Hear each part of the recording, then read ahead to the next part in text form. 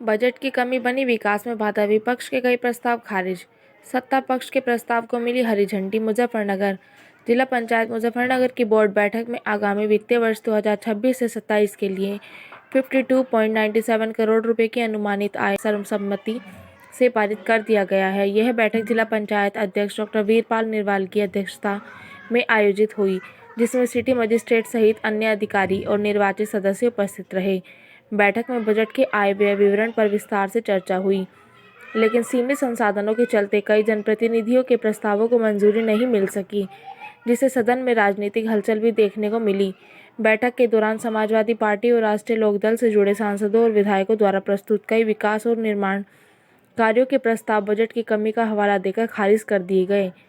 विपक्षी सदस्यों ने इस पर आपत्ति जताई और इसे पक्षपातपूर्ण रवैया बताया। निर्णय के बाद विपक्षी खेमे में असंतोष साफ नजर आया है। हालांकि अध्यक्ष ने स्पष्ट किया कि निर्णय केवल बजट और प्राथमिकता के आधार लिए गए हैं। बैठक में वित्तीय पारदर्शिता पर विशेष जोर दिया गया। अधिकांश के खर्चों का विस्तृत विवरण सदन के सामने रखा ताकि सभी सदस्य बजट की वास्तविक स्थिति को समझ सकें।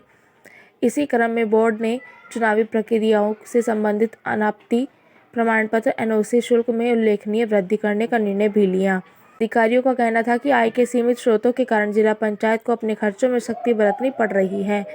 जिला पंचायत अध्यक्ष डॉक्टर वीरपाल निरवाल ने सदस्यों को आश्वस्त करते हुए कहा कि भले ही बजट सीमित है, लेकिन विकास कार्यों को पूरी तरह रोका नहीं जाएगा। उन्होंने कहा कि सड़क, नाली, जल निकासी, स्ट्रीट लाइट और अन्य बुनियादी सुविधाओं से जुड़े छोटे लेकिन जरूरी जनहित के कार्यों को प्राथमिकता दी जाएगी। उन्होंने यह भी स्पष्ट किया कि सभी निर्णय पारदर्शिता के साथ लिए जाएंगे और ग्रामीण क्षेत्रों की आवश्यकताओं को ध्यान में रखकर योजनाओं को मंजूरी दी जाएगी। अंत में अध्यक्ष ने कहा कि यदि भविष्य के अतिरिक्त संसाधन उपलब्ध होते हैं तो लंबित प्रस्तावों पर दोबारा विचार किया जाएगा। बैठक के समापन पर यह संदेश दिया गया कि जिला पंचायत का उद्देश्य सीमित बजट में अधिकतम जनहित कार्यों को धरातल पर उतारना है, ताकि जिले के ग्रामीण क्षेत्रों में विकास की गति बनी रहे। अध्यक्ष जी, किस तरह की बैठक आज हुई है? जिला पंचायत बोर्ड की आज बजट की बैठक थी, जो प्रत्येक वर्ष हो कार्यकाल से पहले की ये हमारी अंतिम बैठक थी। कोरम पूरा था, बहुत अच्छे वातावरण में हमारी बैठक संपन्न हुई। मान्य सदस्यों के जो मन में विचार थे वो उन्होंने रखे, जो अधिकारी जिस विभाग के आए थे उन विभागों के जो कार्य थे वो भी उन्होंने उनके सामने रखे। किस तरह का बजट रहा इस बार? आखिरी बैठक जो कि ये महत्वपूर्ण मानी जा रही थी इस बार। हाँ जी, ये जो बजट हमारा पूरे साल का हो, उस बजट का लेखा जोखा आज प्रस्तुत किया जाए। कितने हमारा बजट है, कितनी आय हुई, कितना व्यय हुआ, कितना लाभ हुआ, तो इस तरह के विषय की निकले आज बैठक थी जी। किस तरह का कार्यकाल आप मानते हैं, क्योंकि आज अंतिम बैठक भी थी? सबसे बड़ी सौगात आप क्या मानते हैं कि आपके कार्यकाल 5 साल पूरे मेरे कार्यकाल की बैठक में मुझे तो लगता है, मेरे विचार से तो सारे ठीक रहे, लेकिन अंतिम बैठक थी। इसमें जो बोर्ड के सदस्य थे उनके अलावा भी जो और सदस्य हैं वो जो दूसरी पार्टियों के जुड़े हुए या जो बोर्ड के बाहर के सदस्य हैं वो लोग भी इसमें आए, और उन लोगों के साथ में मेरा व्यवहार भी उनके साथ बहुत अच्छा रहा और उनका भी मेरे साथ व्यवहार बहुत अच्छा रहा।